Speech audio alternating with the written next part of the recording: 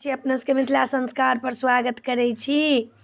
की हाल चाल छै अपने सबके? होली कहिया अइ से बतबै छी।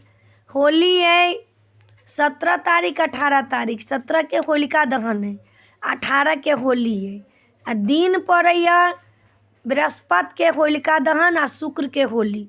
लेकिन आइ काल्हि तऽ लोकके अपना मनमाना छै, तऽ कते लोग कहै छै 19 के होली छै, 18 के होलिका दहन छै। लेकिन ओरिजिनल जे छै से 17 के होलिका दहन छै, 18 के होली छै। डोरा बान्हऽ के बात छै तऽ जहिया होली रहतै तहिये डोरा बन्हेतै। शुक्र के होली अइ, बृहस्पति के होलिका दहन अइ आ अपना मनमाना जे लोग करै जेतै तऽ शुक्र के होलिका दहन हेतै, शनि के होली मनेतै। लेकिन ओरिजिनल जे अइ से 17 तारीख के 17 मार्च के होलिका दहन अइ, 18 के होली अइ। बृहस्पति के दिन होलिका दहन आ शुक्र के होली। दिन तऽ बड्ड नीक अइ होली के। आब देखियौ अपना अपना मनाबऽ के बात होइ छै, अपना अपना करऽ के बात होइ छै। सब पाबनि दू दिना लोक कऽ दै छै।